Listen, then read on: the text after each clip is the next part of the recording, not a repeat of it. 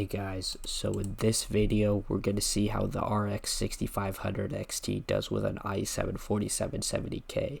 The reason this might be interesting is because we may encounter some issues because the RX 6500 XT only uses 4 PCIe lanes and it's a PCIe Gen 4 card, and the i7 is a Gen 3 CPU, so we're going to lose a lot of memory bandwidth, which means we're going to lose probably a lot of performance, so we'll have to see how it does.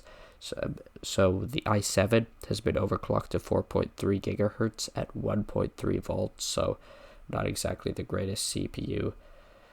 We'll also be pairing it with 16 gigs of DDR3 running at 1800 megahertz because, again, I couldn't push that any further. So without further ado, let's get into the benchmarks.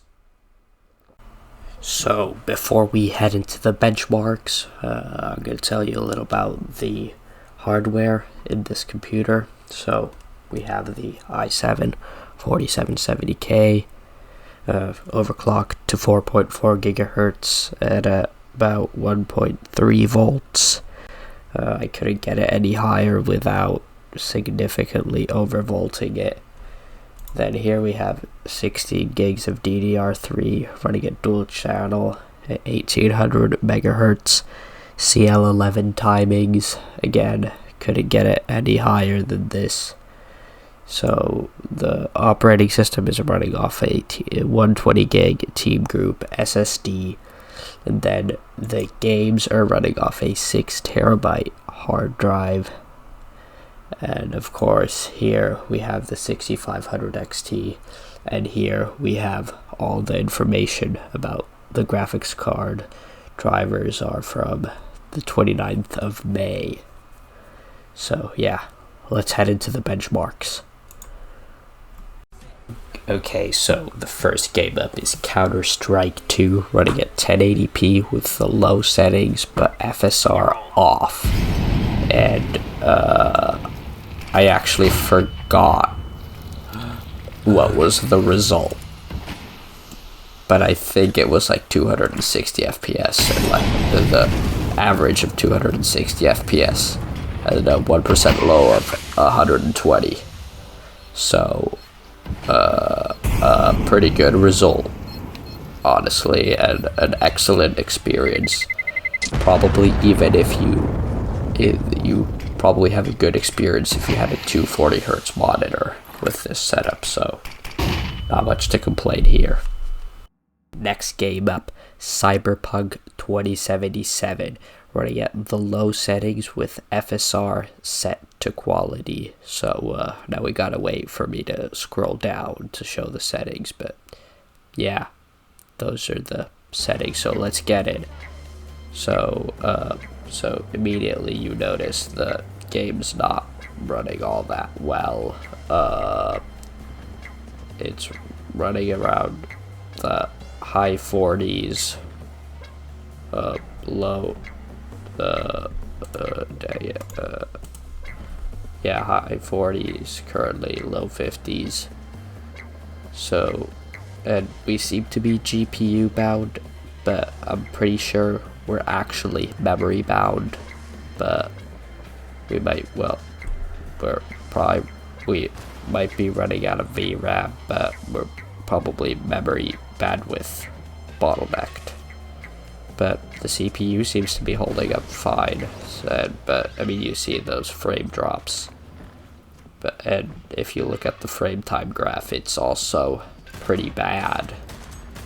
With a lot of spikes and those 1% lows, currently at 26, and we're riding on top of a car, and now there's just an explosion and we just fall on top of the car, but we're trying to destroy it.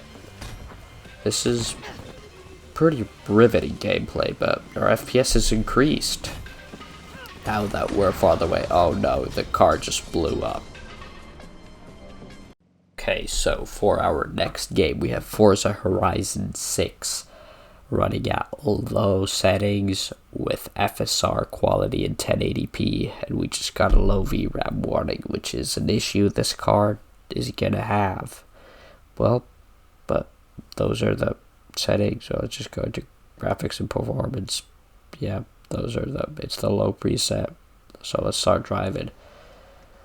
So it's a decent experience, it's good enough, it's playable. One thing which makes it that bit more playable, even though we have a much lower frame rate if you compare it to Cyberpunk, we have our frame times are so much better that it's a much better experience than Cyberpunk.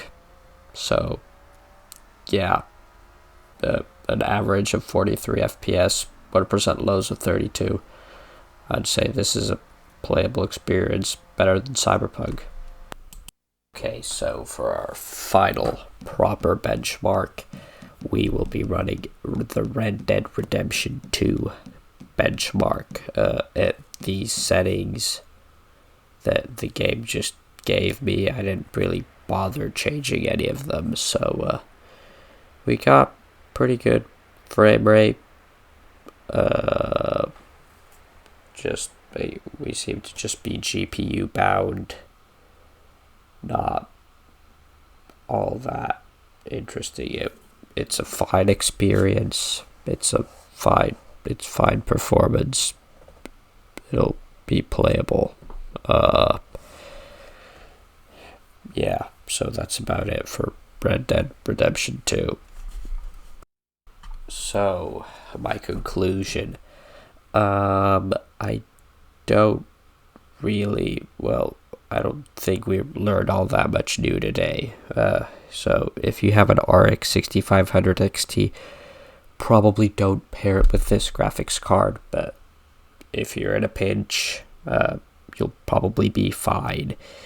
But I recommend buying something else. There are cheaper graphics cards that will outperform this. There are cheaper graphics cards that will outperform this graphics card even when it's running in PCIe Gen 4.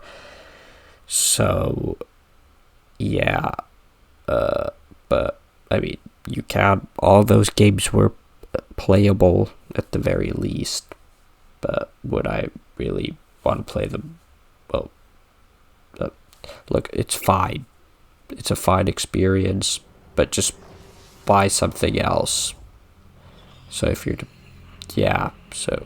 here we also have a failed Time Spy benchmark, which I think is pretty good to end on, because right about here, the PC actually turned off.